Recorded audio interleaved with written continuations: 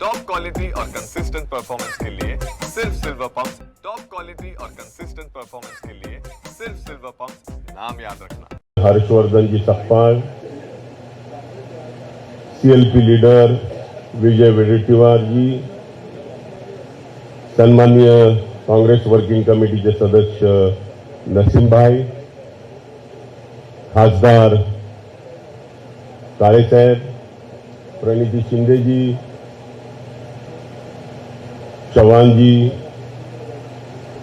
त्याचबरोबर वेंकटेश जी, चौधरी जी, सन्माननीय जोशी जी, मंचावर उपस्थित जिल्हा काँग्रेस कमिटीचे अध्यक्ष सन्माननीय माजी मंत्री सुरेश वरपुडकर जी, शहर काँग्रेस कमिटीचे अध्यक्ष सन्माननीय इनामदार जी, मंचावर उपस्थित सर्वच मान्यवर, समोर बसलेल्या बंधू आणि भगिनी, हर्षवर्धन सकपाळजी यांच्या नेतृत्वाखाली महाराष्ट्र प्रदेश काँग्रेस कमिटीचं काम सुरू आहे। गेल्या महिनाभरापासून त्यांनी महाराष्ट्रामध्ये जिल्हानिहाय विविध कार्यक्रमाचं आयोजन केलेलं आहे। मागच्या 10-15 दिवसापूर्वी त्यांनी बीड जिल्ह्यामध्ये सद्भावना यात्रा काढली। आज या ठिकाणी परभणीमध्ये कालपासून संविधान बचाव रॅली आणि सद्भावना यात्रा या 2 दिवस उन्हातानामध्ये त्यांनी काढली।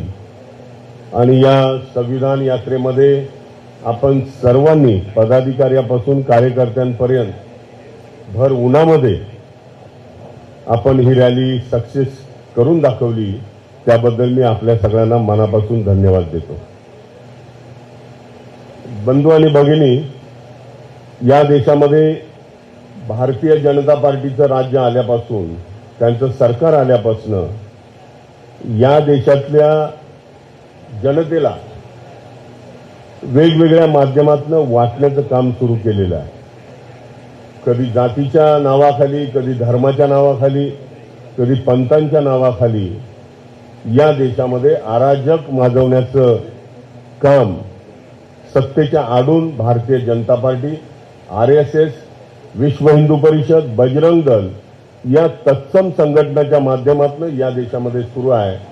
आणि त्याला खतपाणी घालण्याचं काम मोदी आणि शाह ही जोडगोळी करत आहेत, त्यांच्या जोडीला भागवत आहे।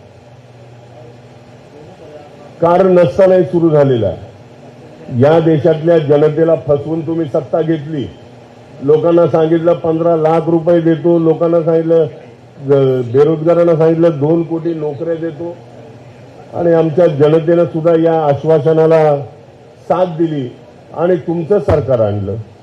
15 लाखही गेले, नोकऱ्या गेल्या, शेतकऱ्यांची शेती गेली, हे सगळं ठप्प झालं। आता लोक विचारतायत की कुठे आहेत 15 लाख, कुठे आहेत बेरोजगारी, 2 कोटी नोकऱ्या, त्यांना सांगण्यासाठी काही शिल्लक राहिलेलं नाहीये।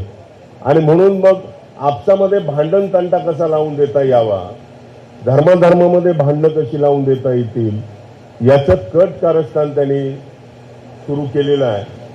परंतु या देशातली जनता सूज्ञ जनता आहे। मागच्या वेळेस त्यांचं सरकार बहुमतानं दिलं, पण यावेळेस त्यांनी वेगळंच कट कारस्थान रचलं। या देशातलं संविधान, या देशाची राज्यघटना बदलण्यासाठी त्यांनी ज्यावेळेस प्रयत्न सुरू केला, त्यावेळेस जनतेच्या लक्षात आलं आणि जनतेच्या लक्षात आणून देण्याचं काम आमचे नेते राहुलजी गांधी यांनी संविधान भारत जोडो यात्रेच्या निमित्तानं करून दाखवलं। आणि त्यामुळं भारतातले लोक यांच्या दबावाला बळी पडले नाहीत। अबकी बार 400 पार हा नारा धुळीच मिळवला जनतेनं आणि 240च्या वर त्यांना जाऊ दिलं नाही। आणि म्हणून अशा पद्धतीने हे सगळं सुरू झालेलं आहे। हे थांबवण्याची आवश्यकता आहे। सद्भावनेची गरज काय, संविधान बचाव रॅलीची गरज काय आहे? या देशाला हजारो वर्ष दीपस्तंभासारखी मार्गदर्शन करणारी राज्यघटना परमपूज्य डॉक्टर बाबासाहेब आंबेडकरांनी देशांच्या नेत्यांना बरोबर घेऊन या ठिकाणी या देशाला दिली. जगातली सगळ्यात मोठी लोकशाही या देशाला दिली आणि या राज्यघटनेच्या माध्यमातून सर्व धर्म समभावाची भूमिका राज्यघटनेनं दिलेली आहे. सर्वांना समान अधिकार दिलेले आहेत. सर्वांना समान न्याय देण्याचं काम केलेलं आहे. प्रत्येक धर्माला मुभा दिलेली आहे. प्रत्येक धर्माला स्वतंत्र दिलेलं आहे. आणि असं असताना मग संविधान बदलायची गरज काय तुम्हाला?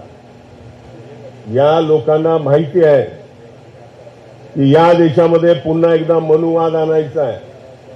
मनुवादी राज्यघटना निर्माण करायची आहे आणि पुन्हा या देशामध्ये ब्राह्मण्यवाद निर्माण करायचा आहे. बाबासाहेब आंबेडकरजी असोत किंवा आणखी नेते असोत, त्या काळामध्ये ब्राह्मण समाज सुद्धा या देशाच्या लोकशाहीमध्ये समाविष्ट झालेला होता. त्यांना सामावून घेतलेलं होतं. परंतु याच्यातले काही ब्राह्मण्यवाद जोपासण्याचा ज्यावेळेस प्रयत्न करतात आणि ते प्रयत्न करताना दिसतंय कोण?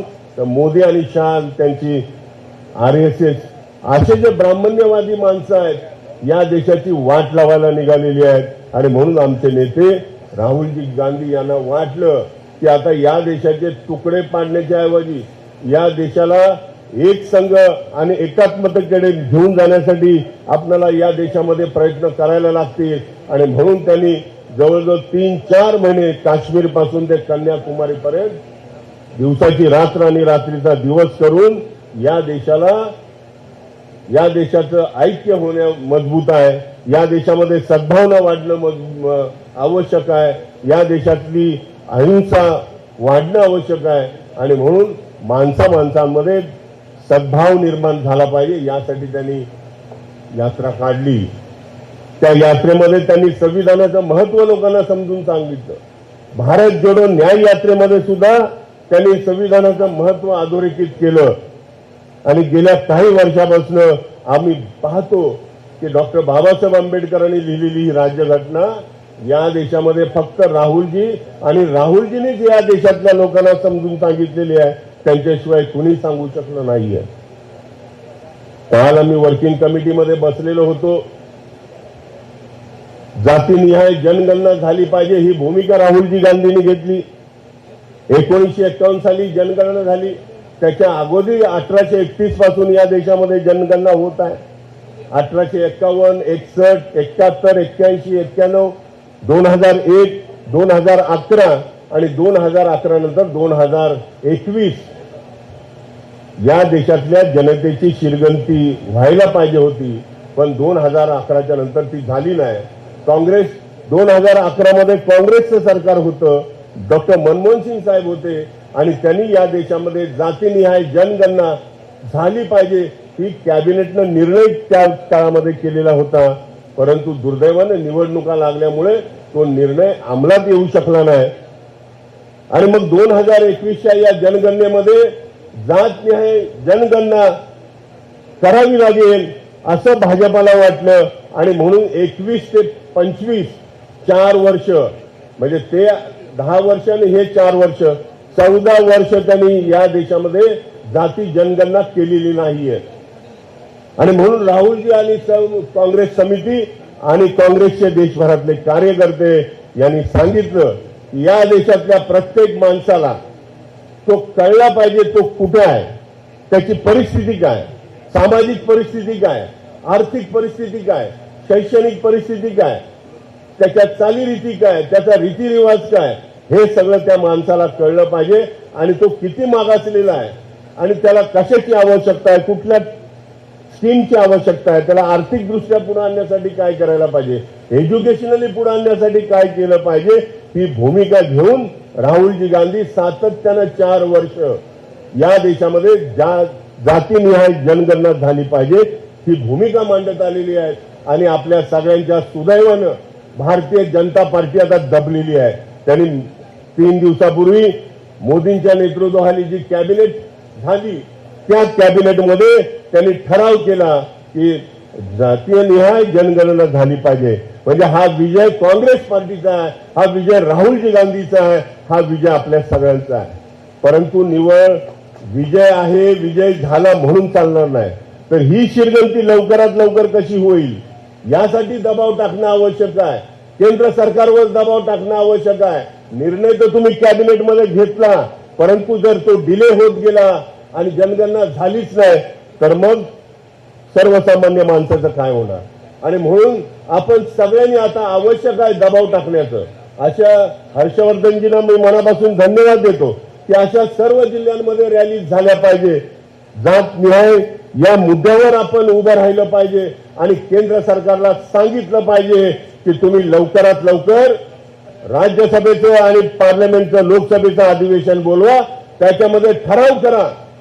त्या ठरावामध्ये सांगा की आम्ही तात्काळ या तरतुदीसाठी लागणारा पैसा उपलब्ध करू, या तरतुदीसाठी लागणारी यंत्रणा निर्माण करू.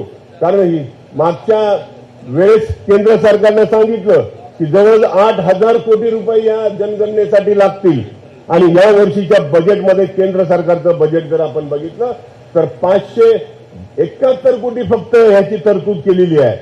मग 8,000 कोटी नाही, त्याच्यापेक्षाही जास्त लागतील, 10,000 कोटी लागतील, 12,000 कोटी लागतील. जर तरतुदीच झाल्या नाही तर जातीनिहाय जनगणना कशी होऊ शकेल. आणि म्हणून आपण सगळ्यांनी दबाव टाकला पाहिजे की लवकरात लवकर लोकसभेचं आणि राज्यसभेचं अधिवेशन बोलवा. त्याच्यामध्ये कुठली यंत्रणा या जातनिहायसाठी कार्यरत राहणार आहे, किती तरतूद लागणार आहे, त्या तरतुदी सगळ्या या बजेट या पार्लमेंट सेशनमध्ये झाल्या पाहिजेत. यासाठी पार्लमेंट बोलवलं पाहिजे. ही भूमिका काँग्रेस पक्षाने घेतलेली आहे, परवा कार्य समितीमध्ये घेतलेली आहे. आपण सगळ्या कार्यकर्त्यांनी अशा पद्धतीचा दबाव गट निर्माण करायला पाहिजे. इथं महाराष्ट्रामध्ये सुद्धा महाराष्ट्रातलं सरकार केंद्रात झाल्याबरोबर महाराष्ट्र शासनाला सुद्धा आपल्याला सांगावं लागेल की लवकरात लवकर जातनिहाय जनगणना झाली पाहिजे. मी आपला जास्त वेळ घेत नाही, परंतु या ठिकाणी बीडमध्ये जे हत्याकांड झालं, या ठिकाणी परभणीमध्ये आंबेडकरी चळवळीतले ज्येष्ठ नेते विजय वाकोडे हे या आंदोलनामध्ये सहभागी होताना त्यांचा मृत्यू झाला, अकाली निधन झालं त्यांचं. सूर्यवंशी सोमनाथ सूर्यवंशीला पोलीस कस्टडीमध्ये पोलिसांनी मारल्यामुळे त्याचा मृत्यू झाला. महाराष्ट्राला काळिमा फासणारे हा घटना आहे. महाराष्ट्रामध्ये सर्व धर्म समभावाची भूमिका ज्यावेळेस आपण लोकांच्या समोर मांडतो त्यावेळेस जाती जातीतला दंगा खतम झाला पाहिजे. धर्माधर्मातली तेढ निर्माण न करता सर्व धर्म समभावाची भूमिका आपण स्वीकारणं आवश्यक आहे. आपण स्वीकारतो, परंतु या महाराष्ट्रातलं शासन हे भ्रष्टाचारी शासन आहे. यांना जनतेचं काही पडलेलं नाहीये. यांना जाती जातीमध्ये दंगा कसा करता येईल, प्रशासनाच्या माध्यमातून यांना दाबता कसं येईल, प्रशासनाची दादागिरी कशी यांच्यावर थोपवता येईल, यासाठी यांचा प्रयत्न आहे. आणि म्हणून हा प्रयत्न हाणून पाडण्यासाठी आपण सगळ्यांनी प्रयत्न करायला पाहिजे. या सोमनाथ सूर्यवंशीच्या हत्याकांडामध्ये ज्या पोलिसांचा हात आहे त्यांना तात्काळ सजा झाली पाहिजे. त्यांना अजूनही त्यांनी 5 लाख स्वीकारलेले नाहीयेत. विजय वाकोडेजी यांनाही 5 लाख रुपये अनुदान मिळालेलं होतं, त्यांच्या कुटुंबानं स्वीकारलेलं नाही. याचाच अर्थ असा आहे की या महाराष्ट्राचं प्रशासन हे ठप्प झालेलं आहे. त्यांना याबद्दल काही आस्था राहिलेली नाही. आणि म्हणून आमचे महाराष्ट्राचे अध्यक्ष यांनी मला सांगितलं, हंडोरेजी, सरकारनं विजय वाकोडेचं स्मारक बनवू नाही तर न बनवू, परंतु आपण काँग्रेस पक्षाच्या वतीनं विजय वाकोडे यांच्या घराच्या समोर जी मोकळी जागा पडलेली आहे त्या ठिकाणी त्यांचं स्मारक काँग्रेस पक्षाच्या वतीनं उभं करू, अशी विनंती, अशी सूचना त्यांनी मला दिली. आणि म्हणून मी आपल्याला सांगू इच्छितो आपल्या सगळ्यांना की माझा खासदार निधी आहे, मग त्या खासदार निधीसाठी किती पैसा लागला विजय वाकोडेंचं स्मारक बनवण्यासाठी, तरी अध्यक्षाने जे सांगतील त्या पद्धतीनं ते स्मारक होईल असं आश्वासन देऊन या ठिकाणी मी थांबतो. धन्यवाद. जय हिंद.